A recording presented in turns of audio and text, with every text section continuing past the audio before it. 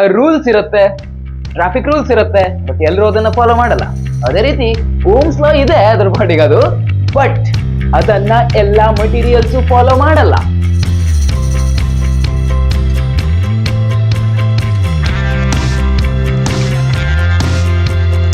Are you ready?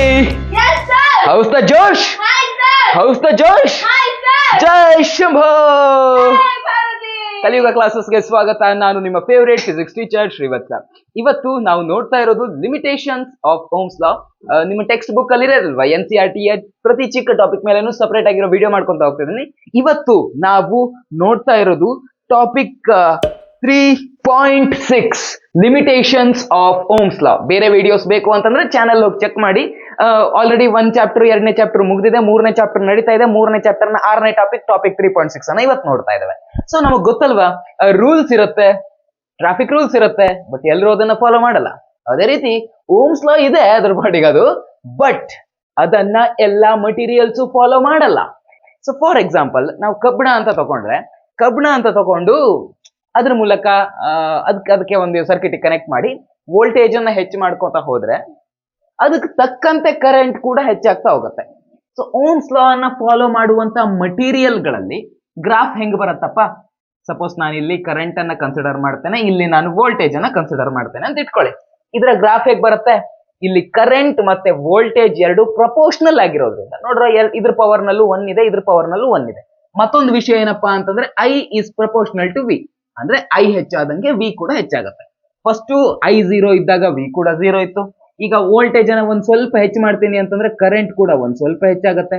Voltage ಅನ್ನ ಇನ್ನೂ ಸ್ವಲ್ಪ ಜಾಸ್ತಿ ಮಾಡ್ತೀನಿ ಅಂತಂದ್ರೆ ಕರೆಂಟ್ ವ್ಯಾಲ್ಯೂನು ಏನಾಗುತ್ತೆ, ಒಂದ್ ಸ್ವಲ್ಪ ಜಾಸ್ತಿ ಆಗುತ್ತೆ.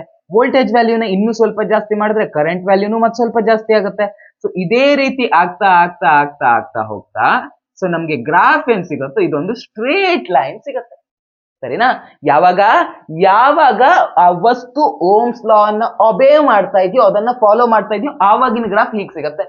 ಈಗ ಕೆಲವು ಮಟೀರಿಯಲ್ ಗಳಲ್ಲಿ ಏನಾಗತ್ತಪ್ಪ ಅಂತಂದ್ರೆ, ಫಾರ್ ಎಕ್ಸಾಂಪಲ್ ನಿಮ್ಮ ಬುಕ್ ನಲ್ಲಿ ಕೊಟ್ಟಿರುವಂತ ಎಕ್ಸಾಂಪಲ್ಸ್ ಅನ್ನೇ ನೋಡೋಣ. ಒಂದು ಡಯೋಡ್ ಇದ್ರೆ ಕರ್ವ್ ಈ ರೀತಿಲಿ ಇರುತ್ತೆ, ಅದರ ಗ್ರಾಫ್ ಈ ರೀತಿಲಿ ಬರುತ್ತೆ. ನೋಡ್ರೋ, Y ಆಕ್ಸಿಸ್ ನಲ್ಲಿ ಕರೆಂಟ್ ತಗೊಂಡಿದ್ದಾರೆ, X ಆಕ್ಸಿಸ್ ನಲ್ಲಿ ವೋಲ್ಟೇಜ್ ತಗೊಂಡಿದ್ದಾರೆ. ಸ್ಟ್ರೇಟ್ ಲೈನ್ ಬಂದಿದ್ಯಾ ಗ್ರಾಫು? ಇಲ್ಲ, ಸ್ಟ್ರೇಟ್ ಲೈನ್ ಬಂದಿಲ್ಲ ಅಂತಂದ್ರೆ ಏನರ್ಥ? V ಮತ್ತೆ I ಪ್ರಪೋರ್ಷನಲ್ ಆಗಿ ಇಲ್ಲ ಅಂತ ಅರ್ಥ. ಸೊ ಗ್ರಾಫ್ ಆ ರೀತಿಯಾಗಿ ಬಂದಿದೆ. ಸೊ ಇದು ಅಥವಾ ಸೆಮಿ ಕಂಡಕ್ಟರ್ ಅಥವಾ ಡಯೋಡ್ ಏನಿದೆಯೋ ಅದು ಓಮ್ಸ್ ಲಾ ಅನ್ನ ಒಬೇ ಮಾಡ್ತಾ ಇಲ್ಲ ಅಂತ ಅರ್ಥ. ಈಗ ಇನ್ನೊಂದು ನೋಡಿ, ಇದು ನಿಮ್ದೇ ಟೆಕ್ಸ್ಟ್ ಬುಕ್ ಅಲ್ಲಿ ಕೊಟ್ಟಿರುವಂತಹ ಗ್ರಾಫು ಗೇಲಿಯಂ ಆರ್ಸೆನೈಡ್ ಬಗ್ಗೆ ಇದೆ. ಅದರ ಕರೆಂಟ್ ವರ್ಸಸ್ ವೋಲ್ಟೇಜ್ ಗ್ರಾಫ್ ಇದು. ಇದ್ರಲ್ಲಿ ನೋಡ್ರೋ ವಿಚಿತ್ರ ಆಗಿದೆ. ಫಸ್ಟ್ ಸ್ಟಾರ್ಟಿಂಗ್ ಅಲ್ಲಿ ಏನಾಗುತ್ತೆ, ಸ್ಟಾರ್ಟಿಂಗ್ ಅಲ್ಲಿ ಅದು ಪ್ರಪೋರ್ಷನಲ್ ಆಗೇ ಇದೆ. ಸೊ ಸ್ಟಾರ್ಟಿಂಗ್ ಒಂದ್ ಸ್ವಲ್ಪ ವ್ಯಾಲ್ಯೂ ಪ್ರಪೋರ್ಷನಲ್ ಆಗಿ ಬಂದಿತ್ತು. ಸೊ ಈ ರೀತಿ ಸ್ಟ್ರೇಟ್ ಲೈನ್ ಬಂದಿದೆ. ಅದಾದ್ಮೇಲೆ ಸ್ವಲ್ಪ ವೋಲ್ಟೇಜ್ ಹೆಚ್ಚಾದ್ರೂ ಕರೆಂಟ್ ಸಡನ್ ಆಗಿ ಇನ್ಕ್ರೀಸ್ ಆಗೋ ರೀತಿಲಿ ಆಗಿದೆ. ಸರಿನಾ? ಫಸ್ಟ್ ಸ್ಟಾರ್ಟಿಂಗ್ ಅಲ್ಲಿ ಓಮ್ಸ್ ಲಾ ಒಬೇ ಆಗ್ತಾ ಇತ್ತು. ಸ್ಟಾರ್ಟಿಂಗ್ ಒಂದ್ ಸ್ವಲ್ಪ ವೋಲ್ಟೇಜ್ ವ್ಯಾಲ್ಯೂನ ವರೆಗೆ ಓಮ್ಸ್ ಲಾ ಒಬೇ ಆಗ್ತಾ ಇತ್ತು. ಸೊ ಗ್ರಾಫ್ ಸ್ಟ್ರೇಟ್ ಲೈನ್ ಬಂದಿದೆ. ಅದಾದ್ಮೇಲೆ ವೋಲ್ಟೇಜ್ ಇನ್ಕ್ರೀಸ್ ಆದಂಗೆನೆ ಕರೆಂಟ್ ಸಡನ್ ಆಗಿ ಹೆಚ್ಚಾಗ್ತಾ ಇದೆ. ಸೊ ಗ್ರಾಫ್ ನಲ್ಲಿ ಒಂದ್ ಸ್ವಲ್ಪ ಚೇಂಜಸ್ ನೋಡ್ರ, ಈಗ ಹೋಗ್ಬೇಕಾಗಿತ್ತು ಗ್ರಾಫ್, ಬಟ್ ಸಡನ್ ಆಗಿ ಸ್ವಲ್ಪ ವೋಲ್ಟೇಜ್ ಚೇಂಜ್ ಆದ್ರೆ ಸಡನ್ ಆಗಿ ಕರೆಂಟ್ ಹೆಚ್ಚಾಗೋ ರೀತಿಯಾಗಿದೆ. ಅದಾದ್ಮೇಲೆ ಗ್ರಾಫ್ ನ ಸ್ವರೂಪನೇ ಬದಲಾಗತ್ತೆ. ಅದಾದ್ಮೇಲೆ ಏನಾಗುತ್ತೆ, ಅದಾದ್ಮೇಲೆ ಗ್ರಾಫ್ ಹೋಗುತ್ತೆ, ಕೆಳಗಡೆ ಬರುತ್ತೆ, ಅದಾದ್ಮೇಲೆ ಮತ್ತೆ ಸ್ವಲ್ಪ ಮೇಲಕ್ಕೆ ಹೋಗುತ್ತೆ. ಈ ರೀತಿಯಾಗಿದೆ ಗೇಲಿಯಂ ಆರ್ಸೆನೈಡ್ ನ ಕರೆಂಟ್ ವರ್ಸಸ್ ವೋಲ್ಟೇಜ್ ಗ್ರಾಫ್. ಇಷ್ಟು ಪಾರ್ಟ್ ಅಲ್ಲಿ ನೋಡಿ, ಇಷ್ಟು ಪಾರ್ಟ್ ನಲ್ಲಿ ಓಮ್ಸ್ ಲಾ ಫಾಲೋ ಆಗುತ್ತೆ. ಸರಿನಾ? ಇಲ್ಲಿಂದ ಈ ಪಾರ್ಟ್ ವರೆಗೆ ಅಬ್ಸರ್ವ್ ಮಾಡಿ, ಇಲ್ಲಿಂದ ಈ ಪಾರ್ಟ್ ವರೆಗೆ ಅಬ್ಸರ್ವ್ ಮಾಡಿ. ಕರೆಂಟ್ ವೋಲ್ಟೇಜ್ ಹೆಚ್ಚಾದಂಗೆನೆ ಕರೆಂಟ್ ಸಡನ್ ಆಗಿ ಇನ್ಕ್ರೀಸ್ ಆಗ್ತಾ ಇದೆ. ಅಂದ್ರೆ ಇಲ್ಲಿ ಓಮ್ಸ್ ಲಾ ಫಾಲೋ ಆಗ್ತಾ ಇಲ್ಲ. ಇಲ್ಲಿಂದ ಇಲ್ಲಿವರೆ ಸ್ಟ್ರೇಟ್ ಲೈನ್ ಇದೆ, ಇಷ್ಟು ಪಾರ್ಟ್ ಅಲ್ಲಿ ಓಮ್ಸ್ ಲಾ ಫಾಲೋ ಆಗ್ತಾ ಇದೆ. ಇಲ್ಲಿಂದ ಇಲ್ಲಿ ನೋಡಿದ್ರೆ ಇಲ್ಲಿ ಓಮ್ಸ್ ಲಾ ಫಾಲೋ ಆಗ್ತಾ ಇಲ್ಲ, ಗ್ರಾಫ್ ಸ್ಟ್ರೇಟ್ ಲೈನ್ ಆಗಿ ಬಂದಿಲ್ಲ. ಬಟ್ ಸ್ಟಿಲ್ ವೋಲ್ಟೇಜ್ ಹೆಚ್ಚಾದಂಗೇನು ಕರೆಂಟ್ ನ ವ್ಯಾಲ್ಯೂ ಜಾಸ್ತಿ ಆಗ್ತಾ ಇದೆ. ಅಂದ್ರೆ ಇಲ್ಲಿ ಪಾಸಿಟಿವ್ ರೆಸಿಸ್ಟೆನ್ಸ್ ಇರುತ್ತೆ. ಸರಿನಾ? ಅದರ ನಂತರದ ಪಾರ್ಟ್ ನೋಡ್ರೋ, ಇಲ್ಲಿಂದ ಇಲ್ಲಿವರೆಗಿನ ಈ ಪಾರ್ಟ್ ಅನ್ನ ಅಬ್ಸರ್ವ್ ಮಾಡ್ರೋ. ವೋಲ್ಟೇಜ್ ಹೆಚ್ಚಾದಂಗುವ ಈ ಕಡೆ ಹೋದ್ರೆ ವೋಲ್ಟೇಜ್ ಜಾಸ್ತಿ ಆಗುತ್ತೆ, ಹೌದಾ? ಹೀಗೋದ್ರೂ ವೋಲ್ಟೇಜ್ ಜಾಸ್ತಿ ಆಗುತ್ತೆ. ವೋಲ್ಟೇಜ್ ಜಾಸ್ತಿ ಆಗ್ತಾ ಇದೆ, ಬಟ್ ಕರೆಂಟ್ ಡೌನ್ ಆಗ್ತಾ ಇದೆ, ಕರೆಂಟ್ ಕಡಿಮೆ ಆಗ್ತಾ ಇದೆ. ವೋಲ್ಟೇಜ್ ಹೆಚ್ಚಾದಂಗೂ ಕರೆಂಟ್ ಕಡಿಮೆ ಆಗ್ತಾ ಇದೆ ಈ ಪಾರ್ಟ್ ನಲ್ಲಿ. ಅಂದ್ರೆ ಇಲ್ಲಿ ನೆಗೆಟಿವ್ ರೆಸಿಸ್ಟೆನ್ಸ್ ಇದೆ ಅಂತ ಅರ್ಥ. ಇದರಲ್ಲಿ ಪಾಸಿಟಿವ್ ರೆಸಿಸ್ಟೆನ್ಸ್ ಇದೆ. ಈಸ್ಟ್ ಪಾರ್ಟ್ ಅಲ್ಲಿ ಓಮ್ಸ್ ಲಾ ಫಾಲೋ ಆಗ್ತಾ ಇತ್ತು, ಇಸ್ಟ್ ಪಾರ್ಟ್ ಅಲ್ಲಿ ಅಥವಾ ಇದ್ರ ನಂತರ ಓಮ್ಸ್ ಲಾ ಫಾಲೋ ಆಗ್ತಾ ಇಲ್ಲ. ಬಟ್ ಇಸ್ಟ್ ಪಾರ್ಟ್ ನಲ್ಲಿ ಪಾಸಿಟಿವ್ ರೆಸಿಸ್ಟೆನ್ಸ್, ಇಸ್ಟ್ ಪಾರ್ಟ್ ಅಲ್ಲಿ ನೆಗೆಟಿವ್ ರೆಸಿಸ್ಟೆನ್ಸ್ ಇದೆ. ಯಾಕಂದ್ರೆ ಸ್ಲೋಪ್ ನೆಗೆಟಿವ್ ಇದೆ. ಸರಿನಾ, ಸ್ಲೋಪ್ ಕೆಳಗಡೆ ಹೋಗ್ತಾ ಇದೆ. ವ್ಯಾಲ್ಯೂ ವೋಲ್ಟೇಜ್ ಹೆಚ್ಚಾದ್ರೂ ಕರೆಂಟ್ ನ ವ್ಯಾಲ್ಯೂ ಕಡಿಮೆ ಆಗ್ತಾ ಇದೆ. ಸೊ ಇಲ್ಲಿ ಈ ರೀತಿಯಾಗಿ ಬಂದಿದೆ. ಸರಿನಾ, ಸೊ ಒಂದು ವಿಷಯವನ್ನ ನಾವು ಇಲ್ಲಿ ಅಬ್ಸರ್ವ್ ಮಾಡಬಹುದು. ಏನಂತಂದ್ರೆ ಕಬ್ಬಿಣ ಅಂತ ತಗೊಂಡಾಗ ಅದರಲ್ಲಿ ಒಂದು ರೇಂಜಿನ ವೋಲ್ಟೇಜ್ ವ್ಯಾಲ್ಯೂ ವರೆಗೆ ಅದನ್ನ ಕಾನ್ಸ್ಟೆಂಟ್ ಟೆಂಪರೇಚರ್ ಇಟ್ಟಾಗ ಅದರ ಮೇಲೆ ಕಬ್ಬಿಣದ ಫಿಸಿಕಲ್ ಚೇಂಜಸ್ ಏನು ಮಾಡದೇ ಇದ್ದ ಕಂಡೀಷನ್ ನಲ್ಲಿ ಓಮ್ಸ್ ಲಾ ಅನ್ನೋದು ಫಾಲೋ ಮಾಡ್ತಾ ಇತ್ತು. ಗ್ರಾಫ್ ಸ್ಟ್ರೇಟ್ ಲೈನ್ ಬರ್ತಾ ಇತ್ತು. ಬಟ್ ಕಬ್ಬಿಣ ಫಾಲೋ ಮಾಡತ್ತೆ ಅಂತ ಎಲ್ಲಾ ಮಟೀರಿಯಲ್ಗಳು ಫಾಲೋ ಮಾಡತ್ತೆ ಅಂತ ಅಲ್ಲ. ನಾವೊಂದು ಡಯೋಡ್ ಬಗ್ಗೆ ನೋಡಿದೀವಿ. ಡಯೋಡ್ ನ ಗ್ರಾಫ್ ಈ ರೀತಿಯಾಗಿ ಬಂದಿತ್ತು. ಅದಾದ್ಮೇಲೆ ಗೇಲಿಯಂ ಆರ್ಸನೈಡ್ ನಿಮ್ ಬುಕ್ ಅಲ್ಲಿ ಕೊಟ್ಟಿದ್ದಾರೆ, ಅದರ ಎಕ್ಸಾಂಪಲ್ ತಗೊಂಡ್ರೆ ಅದರ ಗ್ರಾಫ್ ಈ ರೀತಿಯಾಗಿ ಬಂದಿದೆ. ಇಷ್ಟು ಪಾರ್ಟ್ ಅಲ್ಲಿ ವೋಲ್ಟೇಜ್ ಜಾಸ್ತಿ ಮಾಡಿದ್ರೆ ಕರೆಂಟ್ ಹೆಚ್ಚಾಗಬೇಕಾಯ್ತಲ್ಲ, ಉಲ್ಟಾ ಕಮ್ಮಿ ಆಗ್ತಾ ಇದೆ. ಸೊ ಈ ರೀತಿ ವಿಚಿತ್ರವಾಗಿರುವಂತ ವಸ್ತುಗಳು ಕೂಡ ಇದಾವೆ. ಅಂತದ್ರಲ್ಲಿ ಓಮ್ಸ್ ಲಾ ಫಾಲೋ ಆಗೋದಿಲ್ಲ. ಸೊ ಯಾವ್ಯಾವ ವಸ್ತುಗಳಲ್ಲಿ ಓಮ್ಸ್ ಲಾ ಫಾಲೋ ಆಗ್ತಾವಲ್ವಾ ಅವಕ್ಕೆ ಓಮಿಕ್ ಡಿವೈಸಸ್ ಅಂತ ಕರಿತೀವಿ. ಯಾವ್ಯಾವ ವಸ್ತುಗಳಲ್ಲಿ ಓಮ್ಸ್ ಲಾ ಫಾಲೋ ಆಗೋದಿಲ್ವೋ ಅಂತ ವಸ್ತುಗಳಿಗೆ ನಾನ್ ಓಮಿಕ್ ಡಿವೈಸ್ ಅಂತ ಕರಿತೀವಿ. ಅದಕ್ಕೆ ಎಕ್ಸಾಂಪಲ್ ಗೇಲಿಯಂ ಆರ್ಸನೈಡ್ ಇದೆ, ಇಲ್ಲಿ ನೋಡ್ರೆ ಡಯೋಡ್ ಇದೆ, ಅಥವಾ ಯಾವ್ದು ಸೆಮಿಕಂಡಕ್ಟರ್ಸ್ ತಗೊಳ್ಳಿ, ಅಲ್ಲೇನು ಹೇಗಾಗತ್ತೆ ವೋಲ್ಟೇಜು ಮತ್ತೆ ಕರೆಂಟ್ ಪ್ರಪೋರ್ಷನಲ್ ಆಗಿ ಇರಲ್ಲ. ಸೊ ವೋಲ್ಟೇಜ್ ಕರೆಂಟ್ ಪ್ರಪೋರ್ಷನಲ್ ಆಗಿ ಇಲ್ಲದೆ ಇದ್ರೆ ಗ್ರಾಫ್ ಈ ರೀತಿ ಸ್ಟ್ರೇಟ್ ಲೈನ್ ಬರಲ್ಲ, ಈ ರೀತಿ ಕರ್ವ್ ಹೊಡಿ ಅಂದ್ರೆ ತಿರುಗತ್ತದು, ಬೆಂಡ್ ಆಗತ್ತೆ ವಿಚಿತ್ರವಾಗಿ. ಓಕೆ, ಗೊತ್ತಾಯ್ತಲ್ವಾ ನಿಮ್ಗೆ ಏನಂತ? ಈ ರೀತಿ ಸ್ಟ್ರೇಟ್ ಲೈನ್ ಇರಲ್ಲ, ಈ ರೀತಿಯಾಗಿ ಇರುತ್ತೆ, ಅಥವಾ ಈ ರೀತಿ ಹೋಗ್ಬೋದು. ಅಂದ್ರೆ ಸ್ಟ್ರೇಟ್ ಲೈನ್ ಇಲ್ಲದೆ ಇದ್ರೆ ಆಯ್ತು, ಓಮ್ಸ್ ಲಾ ಫಾಲೋ ಆಗ್ತಿಲ್ಲ ಅಂತಾನೆ ಅರ್ಥ. ಸರಿನಾ, ನಿಮ್ಮ ಎಕ್ಸಾಮ್ಗೆ ಯಾವ ಕ್ವಶನ್ ಕೇಳ್ತಾರೆ ಅಂತ ನೋಡೋದಾದ್ರೆ ನಿಮ್ ಬೋರ್ಡ್ ಎಕ್ಸಾಮ್ ನಲ್ಲಿ ಲಿಮಿಟೇಷನ್ಸ್ ಆಫ್ ಓಮ್ಸ್ ಲಾ ಗಳನ್ನ ಬರೀರಿ ಅಂತ ಕೇಳ್ತಾರೆ. ಸೊ ಯೂಶುವಲಿ 2 ಮಾರ್ಕಿಗೆ ಕೇಳ್ತಾರೆ. ತಪ್ಪಿ 3 ಮಾರ್ಕಿಗೆ ಕೇಳಿದ್ರೇನು ನೀವು ಬರೆಯೋ ರೀತಿಲಿ ಇರಬೇಕು. ಸೊ ಯಾವ್ದಾದ್ರು 3 ಪಾಯಿಂಟ್ ಅನ್ನ ನೀವು ತಲೆಯಲ್ಲಿ ಇಟ್ಕೊಂಡು ಹೇಳಬಹುದು. ಈಗ ನಿಮಗೆ ಟಾಸ್ಕ್ ಏನಪ್ಪಾ ಅಂತಂದ್ರೆ ಆ ಲಿಮಿಟೇಷನ್ಸ್ ಆಫ್ ಓಮ್ಸ್ ಲಾ ಇದಕ್ಕೆ ನೀವು ಆನ್ಸರ್ ಬರಿಬೇಕು. ಕನಿಷ್ಠ 3 ಪಾಯಿಂಟ್ ಅನ್ನ ಬರಿಬೇಕು. 3 ಪಾಯಿಂಟ್ ಅನ್ನ ಬರೆದು ಕಮೆಂಟ್ ಹಾಕಿ. ಸರಿನಾ, ನಿಮ್ ಕಮೆಂಟ್ ಅಲ್ಲಿ 3 ಪಾಯಿಂಟ್ ಕರೆಕ್ಟ್ ಆಗಿದೆ ಅಂತಂದ್ರೆ ಕಲಿಯುಗ ಕ್ಲಾಸಸ್ ಕಡೆಯಿಂದ ಹಾರ್ಟ್ ಕೊಡ್ತೇನೆ. ಇನ್ನ ತಿಳ್ಕೋಬೇಕಾಗಿರೋದು, ಕಲಿಬೇಕಾಗಿರೋದು ಕಲ್ತಾಗಿದೆ. ಪ್ರತಿ ವಿಡಿಯೋದಲ್ಲೂ ಮಾಡ್ತೀವಲ್ವಾ ನಾವು. ಸೊ ಒಂದ್ ಸ್ವಲ್ಪ ಕಾನ್ಸೆಪ್ಟ್ ಕಲಿತೀವಿ. ಅದಾದ್ಮೇಲೆ ಅದಕ್ಕೆ ಸಂಬಂಧಪಟ್ಟಿರುವಂತ KCET ಲೆವೆಲ್ ಕ್ವಶನ್ ಗಳನ್ನ ಸಾಲ್ವ್ ಮಾಡ್ಕೋತೀವಿ. ಇವಾಗ ಅದನ್ನೇ ಮಾಡೋಣ. 1-2-3 KCET ಲೆವೆಲ್ ಕ್ವಶನ್ ಗಳನ್ನ ಸಾಲ್ವ್ ಮಾಡ್ಕೊಳ್ಳೋಣ. ಮೊದಲನೇ ಪ್ರಶ್ನೆ ಸ್ಕ್ರೀನ್ ಮೇಲೆ ಬಂದಿದೆ. From the graph between the current, ಒಂದು ಗ್ರಾಫ್ ಕೊಟ್ಟಿದ್ದಾರೆ. ಅವ್ರು ಕೇಳ್ತಾ ಇರೋದೇನು, ಬೇಕಾದ್ರೆ ನೀವು ವಿಡಿಯೋ ಪಾಸ್ ಮಾಡ್ಕೊಂಡು ಓದ್ಕೊಳ್ಳಿ. ಅವ್ರು ಕೇಳ್ತಾ ಇರೋದೇನಪ್ಪಾ ಅಂತಂದ್ರೆ identify the region corresponding to negative resistance. Negative resistance ಎಲ್ಲಿದೆ ಅಂತ ಕೇಳ್ತಾ ಇದ್ದಾರೆ. ಯಾವ ರೀಜನ್ ನಲ್ಲಿ ನೆಗೆಟಿವ್ ರೆಸಿಸ್ಟೆನ್ಸ್ ಇದೆ ಅಂತ ಕೇಳ್ತಾ ಇದ್ದಾರೆ. ಸೊ ನಮಗ್ ಗೊತ್ತಲ್ವಾ, AB ಅಂತ ತಕೊಂಡ್ರೆ ಗ್ರಾಫ್ ಸ್ಟ್ರೇಟ್ ಲೈನ್ ತರ ಕಾಣ್ತಾ ಇದೆ. ಹೀಗಾಗಿ ಇಲ್ಲಿ ಓಮ್ಸ್ ಲಾ ಫಾಲೋ ಆಗ್ತಾ ಇದೆ. B ನಂತರ ಓಮ್ಸ್ ಲಾ ಫಾಲೋನೇ ಆಗಲ್ಲ. B ನಿಂದ C ತಕೊಳ್ಳಿ, ಈ ರೀಜನ್ ತಕೊಳ್ಳಿ, ಹೆಚ್ಚಾಗ್ತಾ ಇದೆ ಗ್ರಾಫ್, ಹೌದಾ? ಅಂದ್ರೆ ಪಾಸಿಟಿವ್ ರೆಸಿಸ್ಟೆನ್ಸ್ ಇದೆ. C ನಿಂದ D ತಕೊಳ್ಳಿ, ಗ್ರಾಫ್ ಇಳಿತಾ ಬರ್ತಾ ಇದೆ, ಅಂದ್ರೆ ನೆಗೆಟಿವ್ ರೆಸಿಸ್ಟೆನ್ಸ್ ಇದೆ. ಸೊ ನೆಗೆಟಿವ್ ರೆಸಿಸ್ಟೆನ್ಸ್ ಇರೋದಲ್ಲಿ C ನಿಂದ D ವರೆಗೆ ನೆಗೆಟಿವ್ ರೆಸಿಸ್ಟೆನ್ಸ್ ಇದೆ. ಸೊ ಆಪ್ಷನ್ C ಇಲ್ಲಿ ಕರೆಕ್ಟ್ ಆಗಿರುವಂತ ಆನ್ಸರ್. ನೆಕ್ಸ್ಟ್ ಕ್ವಶನ್ ಹೋಗೋಣ. 2ನೇ ಪ್ರಶ್ನೆ, the device are substances which do not obey Ohm's law are ಅಂತ ಕೇಳಿದ್ದಾರೆ. ಅಂದ್ರೆ ಅದಕ್ಕೆ ನಾವೇನಂತ ಕರಿತೀವಿ? ಅದಕ್ಕೆ ನಾವು ನಾನ್ ಓಮಿಕ್ ಡಿವೈಸಸ್ ಅಂತ ಕರಿತೀವಿ. ಯಾವ ಡಿವೈಸಸ್ ಓಮ್ಸ್ ಲಾ ಅನ್ನ ಒಬೆ ಮಾಡಲ್ಲ, ಅದನ್ನ ಪಾಲಿಸೋದಿಲ್ವೋ ಅದಕ್ಕೆ ನಾವು ನಾನ್ ಓಮಿಕ್ ಡಿವೈಸಸ್ ಅಂತ ಕೇಳ್ತಾ ಇದ್ದೀವಿ. ಇಲ್ಲಿ ಕೊಟ್ಟಿರೋದು 4 ಆಪ್ಷನ್. 4ರಲ್ಲಿ ಓಮ್ಸ್ ಲಾ ಅನ್ನ ಒಬೆ ಮಾಡದೇ ಇರೋದು ಯಾವುದು ಅಂತ ಕೇಳ್ತಿದ್ದಾರೆ. ನೋಡಿದ ತಕ್ಷಣ ಗೊತ್ತಾಗುತ್ತೆ. ಕಾಪರ್ ಒಬೆ ಮಾಡುತ್ತೆ, ಐರನ್ ಒಬೆ ಮಾಡುತ್ತೆ, ಹಾಗೇನೆ ರೆಸಿಸ್ಟರ್ಸ್ ಕೂಡ ಓಮ್ಸ್ ಲಾ ಅನ್ನ ಒಬೆ ಮಾಡುತ್ತೆ. ಒಬೆ ಮಾಡದೇ ಇರೋರು ಯಾರಿಲ್ಲಿ? ಒಬೆ ಮಾಡದೇ ಇರೋರು ಕ್ರಿಸ್ಟಲ್ ರೆಕ್ಟಿಫೈಯರ್ಸ್. ಯಾಕಂದ್ರೆ ಅದನ್ನ ಮಾಡೋದಕ್ಕೆ ಸೆಮಿಕಂಡಕ್ಟರ್ ಗಳನ್ನ ಯೂಸ್ ಮಾಡಿರಲಾಗತ್ತೆ. ಸರಿನಾ, ಹೀಗಾಗಿ ಓಮ್ಸ್ ಲಾ ಅನ್ನು ಒಬೆ ಮಾಡದಿರೋರು ಯಾರಿಲ್ಲಿ? ಕ್ರಿಸ್ಟಲ್ ರೆಕ್ಟಿಫೈಯರ್ಸ್. ಸರಿನಾ, ನೆಕ್ಸ್ಟ್ ಕ್ವಶನ್ ಹೋಗೋಣ. ಓಹೋ, ಈ ಕ್ವಶನ್ ಆಕ್ಚುಲಿ ಈ ಟಾಪಿಕ್ ಇಂದ ಅಲ್ಲದೆ ಇದ್ರು ಇದಕ್ಕೆ ಮತ್ತು ಓಮ್ಸ್ ಲಾಗೆ ಒಂದ್ ಸ್ವಲ್ಪ ರಿಲೇಷನ್ ಇದೆ. ಹಾಗೇನೆ ಇದು ಓಮ್ಸ್ ಲಾ ಕಲಿಬೇಕಾದ್ರೆ, ಓಮ್ಸ್ ಲಾಗ್ ಅಂತಾನೆ ಸಪರೇಟ್ ಆಗಿರೋ ವಿಡಿಯೋ ಮಾಡಿದ್ದೀನಲ್ವಾ, ಆ ವಿಡಿಯೋದ ಕೊನೆಯಲ್ಲಿ ನಾವು ಆ ರೆಸಿಸ್ಟಿವಿಟಿ ಬಗ್ಗೆ ಎಲ್ಲ ಕಲ್ತಿದ್ವಿ. ಅಲ್ಲೊಂದು ನಾವು ಫಾರ್ಮುಲಾ ಕಲ್ತಿದ್ವಿ, ಹೌದಾ? ಯಾವ ಫಾರ್ಮುಲಾ ಕಲ್ತಿರೋದು? ನಾವು ಕಲ್ತಿರೋದು ರೆಸಿಸ್ಟೆನ್ಸ್ ಹೆಚ್ಚಾಗ್ಬೇಕಂತಂದ್ರೆ ಆ ವಸ್ತುವಿನ ಅಥವಾ ವೈರ್ನ ಲೆಂತ್ ಜಾಸ್ತಿ ಇರಬೇಕು. ರೆಸಿಸ್ಟೆನ್ಸ್ ಜಾಸ್ತಿ ಇರಬೇಕು ಅಂತಂದ್ರೆ ಆ ವೈರ್ನ ಏರಿಯಾ ಕಮ್ಮಿ ಇರಬೇಕು. Resistance is directly proportional to length, resistance is inversely proportional to its cross section area. ಇದನ್ನ ಕಲಿಬೇಕಾದ್ರೆ ಒಂದು ಫಾರ್ಮುಲಾ ಕಲಿತಿದ್ವಿ. ಯಾವ್ದದು? R = ρl/A ಅಂತ. ಈ ಫಾರ್ಮುಲಾ ಹಾಕೊಂಡು ಮಾಡುವಂತ ಒಂದು ಚಂದ ಕ್ವಶನ್ ತೆಗೆದಿದ್ದಾರೆ. ಆ ಕ್ವಶನ್ ಅನ್ನ ಇವಾಗ ಸಾಲ್ವ್ ಮಾಡ್ಕೊಂಡ್ಬಿಡೋಣ, ಓಕೆನಾ? ಸೊ ಏನ್ ಕ್ವಶನ್ ಇದೆಯಪ್ಪ ಅಂತಂದ್ರೆ, ಆ ವೈರ್ ಇದೆಯಂತೆ, ಒಂದು ವೈರು, ಆ ವೈರ್ನ ರೆಸಿಸ್ಟೆನ್ಸ್ ಇರೋದು 4 ಓಮ್ ಇದೆ ಅಂತೆ. ಇನ್ನೇನ್ ಕೊಟ್ಟಿದ್ದಾರೆ? ಆ ಒಂದು ವೈರ್ ಇದೆ, 4 ಓಮ್ ರೆಸಿಸ್ಟೆನ್ಸ್ ಇದೆ ಅದರದ್ದು, ಸರಿನಾ? ಅವ್ರು ಏನ್ ಮಾಡಿದ್ದಾರೆ, ಆ 4 ಓಮ್ ರೆಸಿಸ್ಟೆನ್ಸ್ ಇರೋ ವೈರ್ನ ಸುತ್ತಾಕ್ತಾ ಸುತ್ತಾಕ್ತಾ ಸುತ್ತಾಕ್ತಾ ಸುತ್ತಾಕ್ತಾ ಈ ರೀತಿ ವೈರ್ ಅನ್ನು ಸುತ್ತಾಕ್ತಾ ಒಂದು ಕಾಯಿಲ್ ಅನ್ನ ರೆಡಿ ಮಾಡ್ಕೊಂಡಿದ್ದಾರೆ, ಸರಿನಾ? ಸೊ ಆ ವೈರ್ ಅನ್ನು ಸುತ್ತಾಕ್ತಾ ಏನು ಕಾಯಿಲ್ ಮಾಡಿದಾರಲ್ವಾ, ಆ ಕಾಯಿಲ್ ನ ರೇಡಿಯಸ್ ಎಷ್ಟಿದೆ ಅಂತ ಅವ್ರು ಕೊಟ್ಟಿದ್ದಾರೆ. ಆ ಕಾಯಿಲ್ ನ ರೇಡಿಯಸ್ ಇರೋದು 7 ಸೆಂಟಿಮೀಟರ್. ಓಕೆನಾ? ಅದಿರೋದು 7 ಸೆಂಟಿಮೀಟರ್. ಸೆಂಟಿ ಅಂತಂದ್ರೆ 10 ಪವರ್ -2 ಸೆಂಟಿ ಅಂತಂದ್ರೆ 10 ಪವರ್ -2, ಸರಿನಾ? ಅಷ್ಟಿದೆಯಂತೆ. The wire has diameter of 1.4 millimetre. ಇದ್ರ ಡಯಾಮೀಟರ್ 1.4 ಮಿಲಿಮೀಟರ್ ಇದೆಯಾ? ಅಲ್ಲ, ಇದು ಕಾಯಿಲ್ ಇಂದ ರೇಡಿಯಸ್ ಬಗ್ಗೆ ಮಾತಾಡ್ತಾ ಇದ್ದಾರೆ.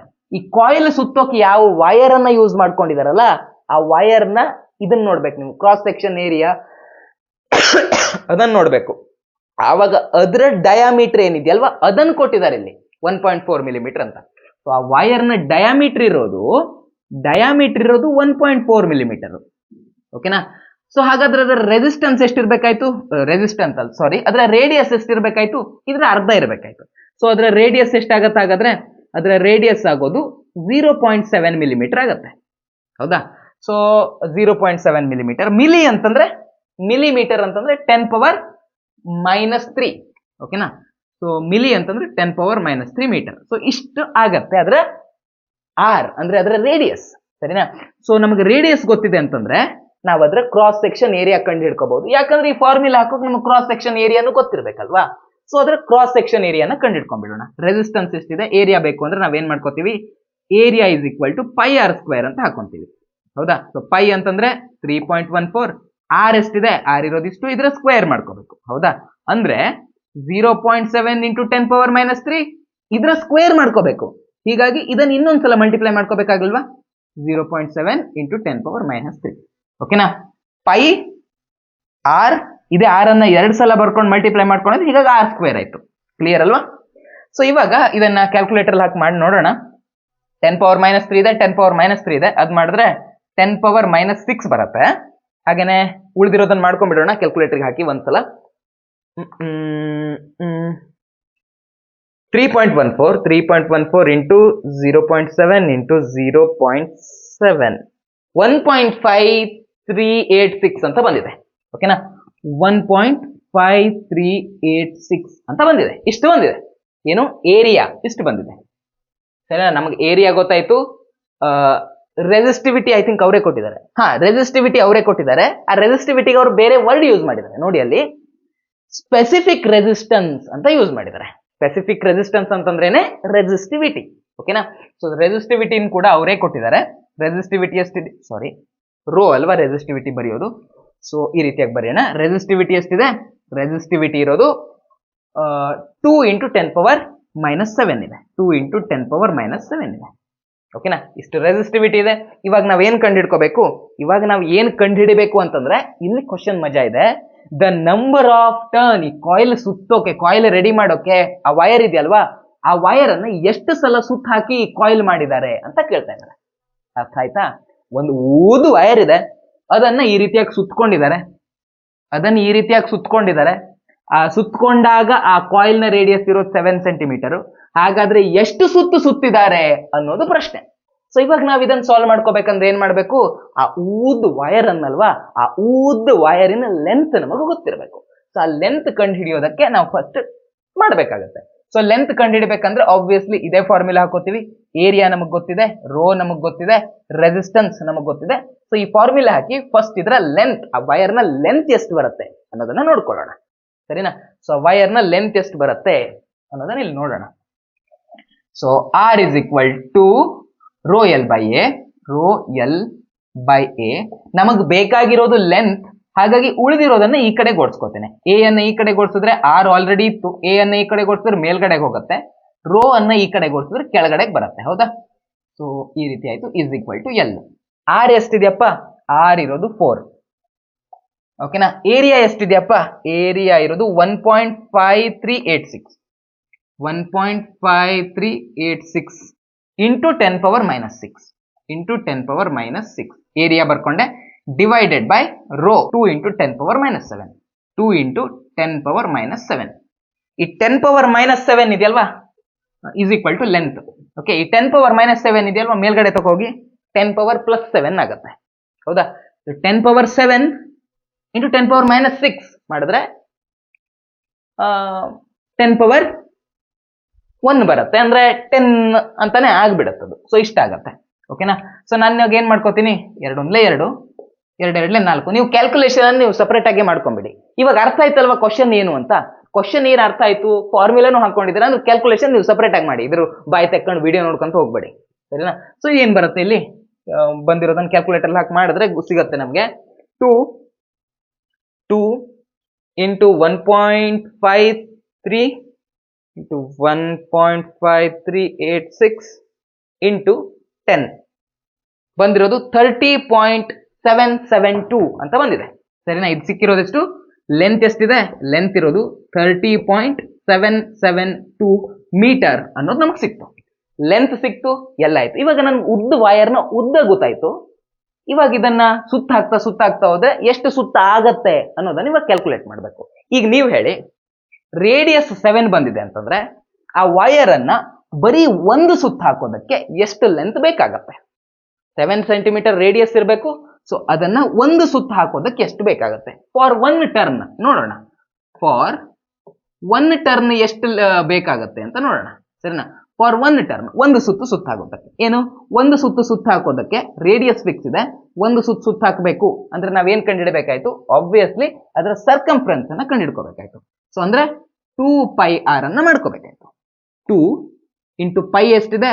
ಪೈ ಇರೋದು 3.14 ಇಂಟು ರೇಡಿಯಸ್, ಇದರ ರೇಡಿಯಸ್ ಎಷ್ಟಿದೆ? 7 ಇಂಟು 10 ಪವರ್ -2 ಇದೆ. 7 ಇಂಟು 10 ಪವರ್ -2 ಇದೆ. ಸೊ ಇದನ್ನು ಕ್ಯಾಲ್ಕುಲೇಟ್ ಮಾಡಿದ್ರೆ ಎಷ್ಟು ಬರುತ್ತೆ? ಕ್ಯಾಲ್ಕುಲೇಟರ್ ಹಾಕಿ ನೋಡೋಣ. 2 ಇಂಟು 3.14 ಇಂಟು 7, ಓಕೆನಾ? 43.96 ಅಂತ ಬರುತ್ತೆ. 43.96 ಇಂಟು 10 ಪವರ್ -2 ಇಷ್ಟು ಬರುತ್ತೆ. ಏನು? ಒಂದು ಟರ್ನ್ ಹಾಕೋದಕ್ಕೆ ಇಷ್ಟು ಉದ್ದ ಖರ್ಚಾಗುತ್ತೆ. ಒಂದು ಉದ್ದ ವೈರ್ ಇದೆ, ಅದನ್ನು ಸುತ್ತಾಕೊಂತ ಹೋಗಿದ್ದೀನಿ. ಒಂದು ಟರ್ನ್ ಹಾಕೋದಕ್ಕೆ ಇಷ್ಟು ಖರ್ಚಾಗತ್ತೆ. ಸೊ ನಾನು ಇಷ್ಟು ಉದ್ದ ವೈರ್ ಅಲ್ಲಿ ನಾನು ಎಷ್ಟು ಟರ್ನ್ ಹಾಕಬಹುದು ಅನ್ನೋದನ್ನ ಮಾಡಬೇಕು. ಸೊ ಇಲ್ಲಿ ಒಂದು ಸ್ವಲ್ಪ ಕಾಮನ್ ಸೆನ್ಸ್ ಯೂಸ್ ಮಾಡಿ ನಾವೇನು ಮಾಡಬೇಕಾಯ್ತು? ನಾವು ಈ ವೈರ್ನ ಟೋಟಲ್ ಲೆಂತ್ ನಿಂದ ಈ ಒಂದು ಸುತ್ತ ಹಾಕೋದಕ್ಕೆ ಏನ್ ಮಾಡಬೇಕು ಅನ್ನೋದನ್ನ ಡಿವೈಡ್ ಮಾಡ್ಕೊಬೇಕಾಯ್ತು. ಹೌದಾ? ಸೊ ವೈರ್ನ ಟೋಟಲ್ ಲೆಂತ್ ಇರೋದೆಷ್ಟು? ವೈರ್ನ ಟೋಟಲ್ ಲೆಂತ್ ಇರೋದು 30.772. ಟೋಟಲ್ ಇಷ್ಟು ಲೆಂತ್ ಇದೆ. ಅದರಲ್ಲಿ ಒಂದು ಸುತ್ತ ಹಾಕೋಕ್ ಬೇಕಾಗಿರೋದು ಎಷ್ಟು? ಇಷ್ಟು. ಸೊ ಒಂದು ಸುತ್ತ ಹಾಕೋಕ್ ಬೇಕಾಗಿರೋದು 43.96 ಇಂಟು 10 ಪವರ್ -2. 10 ಪವರ್ -2 ಅನ್ನು ಮೇಲ್ಗಡೆಗೆ ಓಡಿಸ್ಕೊಂಡ್ಬಿಡೋಣ. ಅವಾಗ ಅದೇನಾಗುತ್ತೆ? 10 ಪವರ್ 2 ಆಗುತ್ತೆ. 10 ಪವರ್ 2 ಅಂತಂದ್ರೆ 100. ಸೊ ಇದನ್ನ 100 ಇಂದ ಮಲ್ಟಿಪ್ಲೈ ಮಾಡ್ಕೊಬೇಕು. 100 ಇಂದ ಮಲ್ಟಿಪ್ಲೈ ಮಾಡಿದ್ರೆ ಏನಾಗುತ್ತಪ್ಪ? ಈ ಪಾಯಿಂಟ್ ಅನ್ನೋದು 100 ಅಲ್ಲಿ ಇರೋದು 2 0 ಅಥವಾ 10 ಪವರ್ 2 ನಲ್ಲಿ ಇರೋದು 2 ಹೌದಾ? ಪವರ್ ಅಲ್ಲಿ ಇರೋದು 2. ಸೊ ಅದೇನಾಗುತ್ತೆ? ಇದು 2 ಸ್ಥಾನ ಆ ಕಡೆಗೆ ಶಿಫ್ಟ್ ಆಗುತ್ತೆ. ಪಾಯಿಂಟ್ 2 ಸ್ಥಾನ ಈ ಕಡೆಗೆ ಶಿಫ್ಟ್ ಆಗುತ್ತೆ. ಕ್ಲಿಯರಾ? ಸೊ ಇವಾಗ ಇದನ್ನ ಮಾಡೋಣ, ಏನು ಬರುತ್ತೆ ಆನ್ಸರು ಅನ್ನೋದನ್ನ ನೋಡೋಣ. 3077.2 ಡಿವೈಡೆಡ್ ಬೈ 43.96. ಓಕೆನಾ? 70 ಅನ್ನೋದು ಬಂದಿದೆ. ನೀವು ಬೇಕಾದ್ರೆ ಮಾಡಿ ನೋಡಿ, 70 ಅನ್ನೋದು ಬಂದಿದೆ. ಅಂದ್ರೆ ಅದನ್ನ ಎಷ್ಟು ಸುತ್ತ ಹಾಕ್ಬೋದು ನಾವು? 70 ಸುತ್ತ ಹಾಕ್ಬೋದು. ಸೊ ಇಲ್ಲಿರೋದೆಷ್ಟು? ಆಪ್ಷನ್ ಡಿ ಇಲ್ಲಿ ಸರಿಯಾಗಿರೋ ಆನ್ಸರ್. ಹೀಗಾಗಿ ನೀವು ಆಪ್ಷನ್ ಡಿ ಅನ್ನ ಈಸಿಯಾಗಿ ಟಿಕ್ ಮಾಡಬಹುದು. ಗೊತ್ತಾಯ್ತಾ ಏನ್ ಮಾಡಿದೆ ಅಂತ? ಫಸ್ಟ್ ನಾನು ಅದರ ಲೆಂತ್ ಕಂಡಿಡ್ಕೊಂಡೆ. ಆಮೇಲೆ ಒಂದು ಸುತ್ತ ಹಾಕಕ್ಕೆ ಎಷ್ಟು ಲೆಂತ್ ಬೇಕಾಗುತ್ತೆ ಅಂತ ನೋಡಿದೆ. ಒಂದು ಸುತ್ತ ಹಾಕೋಕೆ ಇಷ್ಟು ಲೆಂತ್ ಬೇಕು. ಟೋಟಲ್ ಆ ವೈರ್ ಇಷ್ಟು ಉದ್ದ ಉಂಟು. ಒಂದು ಸುತ್ತ ಹಾಕೋದಕ್ಕೆ ಇಷ್ಟು ಲೆಂತ್ ಬೇಕಾಗತ್ತೆ, ಸರಿನಾ? ಸೊ ಹಾಗಾದ್ರೆ ಎಷ್ಟು ಸುತ್ತ ಹಾಕ್ಬಹುದು ನೋಡೋದಕ್ಕೆ ಇದರಿಂದ ಇದನ್ನ ಡಿವೈಡ್ ಮಾಡ್ಕೊಂಡೆ, ನನಗೆ ಆನ್ಸರ್ ಸಿಕ್ಕೋಯ್ತು. ಕ್ಲಿಯರಾ? ಇದಾಗಿತ್ತು ಇವತ್ತಿನ ಕ್ಲಾಸ್. ಮುಂದಿನ ವಿಡಿಯೋದಲ್ಲಿ ಮತ್ತೆ ಭೇಟಿಯಾಗೋಣ. ಲೈಕ್ ಮಾಡೋದು, ಸಬ್ಸ್ಕ್ರೈಬ್ ಮಾಡೋದನ್ನ ಮರೆಯೋದಕ್ಕೆ ಹೋಗಬೇಡಿ. ಬಾಯ್ ಬಾಯ್.